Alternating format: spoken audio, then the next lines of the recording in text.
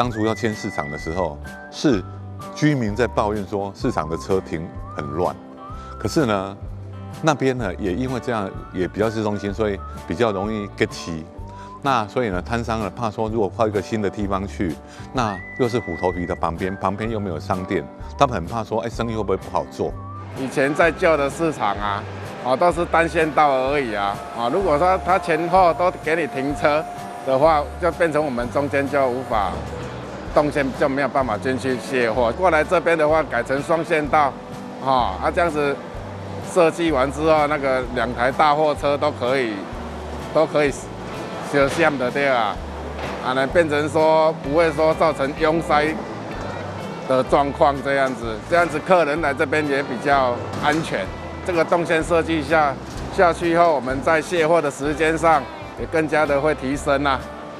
不会说以前可能卸一台货可能要1个小时，现在可能说这个动线设计完之后，可能变成说，我们就可能20分钟、30分钟就可以卸完了如果卸不完的不足的状况，就可以马上说可以外面还有设计再让大货车在另外再卸货的地方，所以说这个是很好的，我觉得是很好的不错的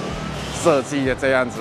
我们的整个这个市场的设计已经变成一个观光景点上面也是蛮多人来欣赏的这样给每一天就感觉给足多人茶库的遐天壤之别客人就说，来这边好像在逛好市多一样啊。第二，空气也比较好因为这个动线挑高比较宽敞嘛。一个上班的环境已经改变了，就是早上就比较喜欢说，早点来，因为这边比较有很多的客人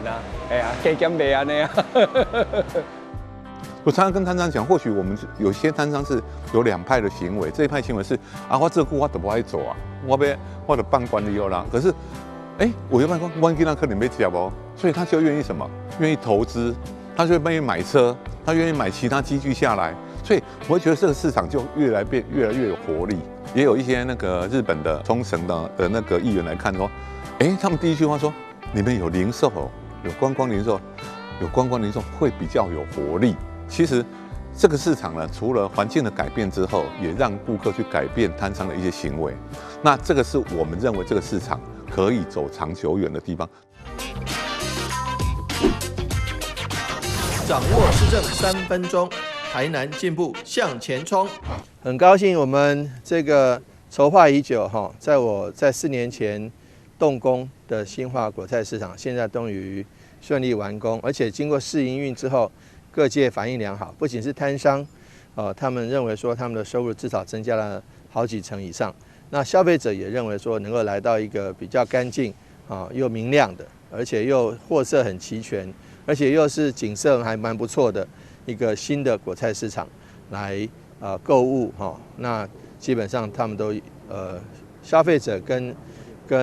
供应者他们的满意度都非常高。既是果菜市场，也是休闲景点。那希望说大家一起来台南市最美丽的新化果菜市场。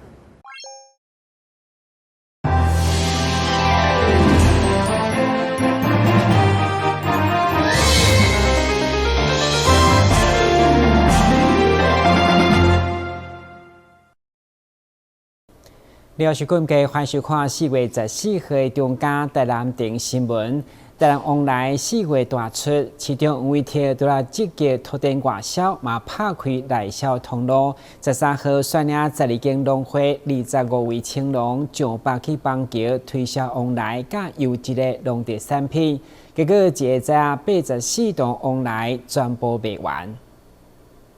日前，台南才封一个货柜的往来销往日本。13号市长委托为了拼内销，嘛早山上往来以及12间农会农特产从北到邦桥来行销。为着黄市长卖力的促销，加上新北市长侯友宜小听，结果一个早啊84栋往来全部卖完。南北县市彼此交流，成为农业上好的示范。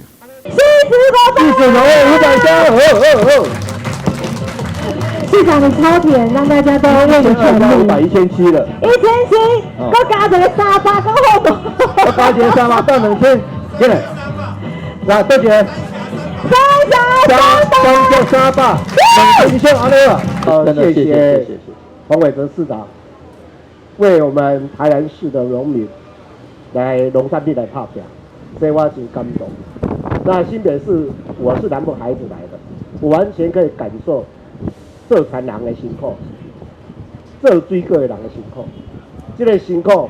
咱一旦讲到3天，我们都不用客气。尤其在现阶段经济碰上很大挑战的过程当中，我们更要尽一份心力。只要新北市我能够多帮忙，我都愿意热情的伸出双手欢迎大家。我们很高兴能够来到台湾最大的都市新北市，而且跟最优质的消费者新北市民来做一个高培来交配一下，那能够把我们从台南带上来的84吨最好吃的甜蜜蜜凤梨能够销售一空。感谢我们板桥农会，还有新北市侯市长，还有许多各个农会的代表他们都是非常热情的。那可以说刚推出来，大家就争相采购。所以说，我觉得其实很多不管在生产力、在消费地，大家都是一体的。农民把最优质的凤梨给生产出来，然后消费者能够享受到最优质的凤梨。因为来到邦桥有这么好的销售成绩，服务市场更加有信心。未来将到更较侪城市进行交流推广，让全台湾消费者拢当品尝到台农再来和甜蜜蜜的往来。东港台南各大农会就来提供冬季上市的往来，嘛举办展售活动，将优质的农特产品对产地直送到活动现场，不止达到产销平衡，提高农民的收益，嘛让消费者食得安心。台南新闻综合采访报道。台湾历史博物馆馆内除了丰富的历史文物，在园区外嘛有真侪珍贵的保育鸟类，充满自然生态资源。为了保护珍贵的鸟类，并且为安南区带来新的观光焦点，在地议员蔡立青甲区长省邀集相关的单位，共同推升台湾历史博物馆生态友善园区。台湾历史博物馆主要是小解台湾数百年历史，充满知识甲趣味的亲子景点。嘛，因为这有菱角鸟、体家等2级保育的鸟类，甚至有1级保育的鸟头鸟，证明这个大自然生态维持了相当的好。所以在地议员甲地方保育团体希望推升台湾历史博物馆的区域，调向生态友善园区。除了保护珍贵动物，嘛当成为安南区观光新的焦点。我们发现一块相当珍贵的净土，那我们史博馆希望可以争取把这块净土留下来。那未来史博馆要来协助做管理，然后呢培育萤火虫，照顾这些生态，还有让我们的生物还有动物它们可以生长得更好。因为起厝了这开发开发的时候已经破坏一寡咱莫把这个仅存的最后一块净土搁甲破坏掉。山海郡绿道甲咱台史博馆区内底紫莲花盛开的时阵，那是足水的。尤其咱的最高峰希望之秋，开的时阵咧开长开到花开到规万八啊，是足水的一个景地。所以今仔日来参与这个生态园区，其实咱这除了一寡动物啊，咱的植物啊，这样一寡原生种的植物，咱嘛当共同来营造这个环境。因为园区真宽，议员为了厘清环节，嘛要至体育、公务、水利、农业等局处来研议，然后将交予台湾历史博物馆来做环境的维护管理。那我们希望慢慢能够透过共同协力的方式，那为台南保存这一块净土。那我们也希望配合这样一个在地的这样一种关怀，让友善生态园区的这样一个梦想，能够在大家的共同协力之下能够实现。台湾历史博物馆原本就是融合历史文物甲自然生态综合园区，透过政府甲民间合作，为台南的保育尽一份心力。台南新闻管及林英光采访报道。柳营火车站周边环境优化工程14号正式启用以后，大大改善火车站头前的通勤步道加停车设施，嘛提供通勤民众更方便安全的出入。柳营火车站暂前优化改善工程完工。今仔日上午，伫台南市长王伟体以及多位明代贵宾的见证之下，正式启用。启用！哇，我们有我的那个站前候车亭正式启用。柳营区周边有工业区、病院，还有一寡机关学校，来往火车站的人袂少。交通局开了2688万，以在地地景柳营场田当中红蜻蜓的翅膀为发想。设计出具有现代感的风舞廊道，并得到2022国家卓越建设奖最佳规划设计类金质奖，相信这将成为地方的新地标。往日由于下了火车之后通常要走一段路，那这个中间有没有任何的遮蔽？那所以说我碰到天候不好或下雨天的时候，往往大家都苦不堪言。这中间大概要走500公尺那所以说，我们不但把这个火车站周边的环境优化，也让民众通勤的这个路线更便利化。除了行人的路线，周边的转乘环境也大大改善。交通局直接将公车亭设置在车站内，周边更增加机车、汽车的停车位，满足在地民众的需求。透过这个环境的整理。在这里设置了一个公车的回转的一个广场，以及公车的停靠区。那我想方便我们市民朋友从柳营火车站出来之后，只要走几步路就可以来转乘公车。那这里我们有黄干线、还有黄3、黄5的这个公车来停靠。另外是我们也把柳营奇美医院的接驳车也一并拉到这个广场来，所以这个广场可以有2席的大客车停车位。交通局指出，柳营站前转型优化虽然是小工程，但不过主要爱护民众有一个便利舒适的交通环境，同时配合台南市推出的交通月票，提醒民众利用公共运输工具的意愿。台南新闻杨顺怀采访报道。讲到知识馆地，你敢知伫倒？台南精英酒店进驻知识馆地生活馆以后，除了用美食加造访日本同泰族的行程来吸引游客。今年配合1923年台湾兴起100周年，嘛正式转型为日本式的餐酒馆，用美食加古迹酒吧的气氛来感受大境浪漫。这栋2层楼高的巴洛克式建筑，就是1900年当时首长的官邸，嘛是1923年日本皇太子来府城天困的行馆。该市电古迹经过活化修好，2020年委外以知识馆地生活馆来经营。去年底，台南精英酒店嘛跨界合作，成为热门观光美食景点。今年拄好是1923年台湾兴起100周年。该饭店特别以大井浪漫为背景，推出复古的大井3段洋式顶菜色，等待你来品尝。大正那时候引进西化的食物叫大正3大洋食，其实是我们在台湾蛮常食用的，有可乐饼、炸猪排饭，跟还有一项是咖喱饭，这3项是3大洋食。OK， 好，那刚好我们茶会就是台南精英的这个茶会这个品牌，来到知识馆地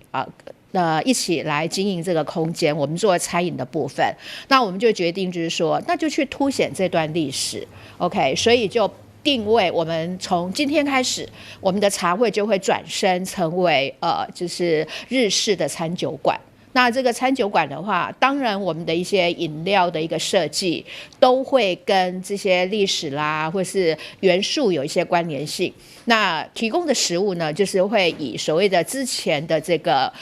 洋食为主哈。饭店配合100年大井的时间点，今年4月嘛正式将这转型做日本式的餐酒馆，将调酒用于时间风味加在地文化。参照这杯咖喱威士忌加梅酒的的好名皇太子微醺咖啡。在国外有 Noma， 他们很致力于发酵的产品，在融入在饮食当中。其实这个是对于一家店的类别的特色元素。因为每家店它所制作出来的发酵物或者是一个独创性的产品，它都代表了一家店的风格。那我们想说，既然知识官邸有那么长的一个历史，那我们就把这种需要时间去慢慢养成、去熟成的一个产品融入到我们的元素里面，然后也放了很多像茶或者是像一些在地的一些元素放到我们的台南知识官邸这边的一个饮品里面。台南真难得的高级酒吧，为了满足消费者对4月嘛延长营业时间到暗时12点，和平日到暗暝拢会当轻松一下。台南新闻军职林根采访报道。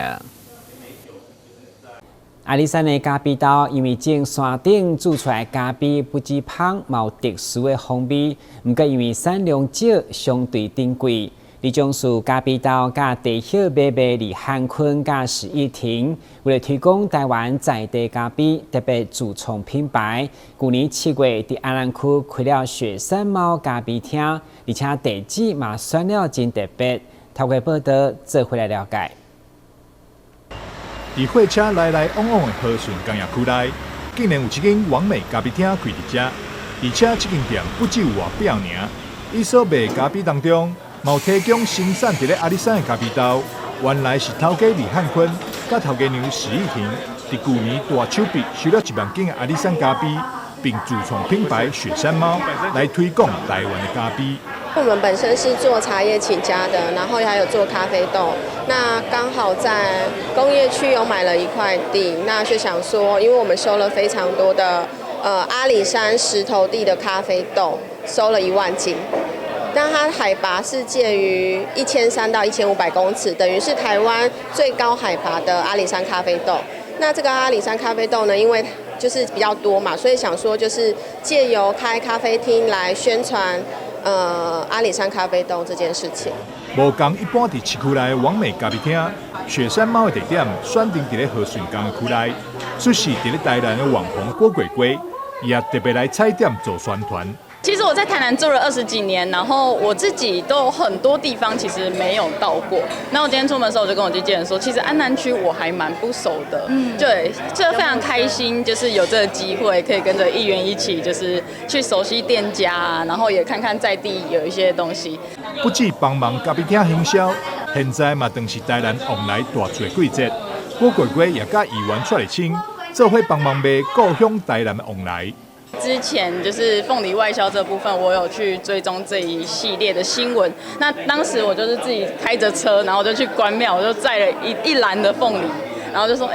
好像应该要身体力行来支持一下台湾的农产品。鬼鬼他是出身我们台南的艺人，所以他在他工作这么忙碌之余，他一心就是想说来怎么回报我们乡亲，所以听得很感动。他有时间的时候，他就是主动，其实是鬼鬼主动联络我。他看到我们在推广安南区的店家，他说他有空的时候，他也可以来协助做这一块，然后他就立即安排了他有空档的时间给我，让我来协助安排店家。然后又遇上我们这个凤梨的盛产期，那知道市长最近也很努力在行销我们的凤梨，包括到日本去做销售。那所以鬼鬼今天也特别的大力来帮我们这个凤梨做代言，所以他做的每一件事都让我们觉得很窝心。南营农产行销公司总干事于清勇表示，台南市有4派往来，过去是外销去中国大陆。这条通路受到阻挡后，目前正咧积极拓展通路到其他国际市场。这次嘛特别感谢蔡立青、甲郭鬼鬼以及雪山咖啡，做伙帮助农民宣传卖水果。台南新闻张硕维采访报道。桂林国中结合各界力量所打造的进士书轩，14号正式启用。其中有一条特别教场，便利学生适应这个环境，提高对阅读的兴趣。桂林国中进士书轩今日上午伫台南市长王伟体、进士书轩营运长蔡清儿等贵宾的见证之下，正式启用。感谢慈济长久以来对于我们同学的品德教育，有非常深的琢磨。除了我们慈中之外，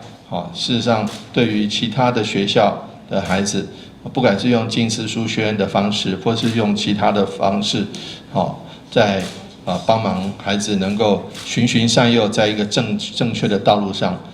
非常非常的用心。这间近视书轩是由出身桂林的华人子弟病院副院长吴炳安所推动设立，希望透过近视书轩的成立，推动故乡囡仔的活土风气。另外，关庙国小以及外町国小的近视书轩也伫咧今仔日启用。学校的一年不太一样，但是都很有意义，也很重要。就如同就是在关庙国小是我们吴炳安副院长花莲慈济医院吴炳安副院长的母校，然后他毕业50几年，然后重新回到校园跟学弟学妹，那回馈除了回馈是把爱传承，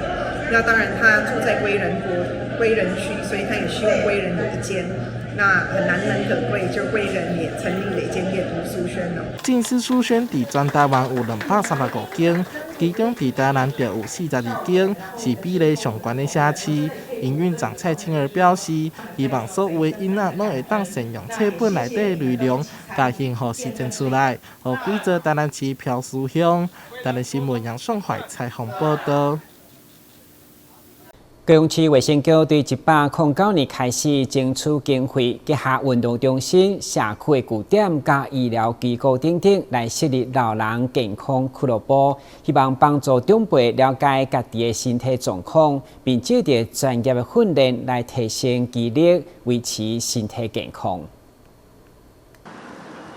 在传统印象中，长辈们总是喜欢在公园边做运动边聊天。不过，现在也有越来越多的长者开始走进健身房接受系统化训练。我们平常在家里的话，就没有不懂得要领要怎么去做，只是自己能够范围之内可以做的就尽量去做。但是它是不是和我们那个力学的标准那我们不晓得啊，这边他有比较规定要怎么做才是正确，那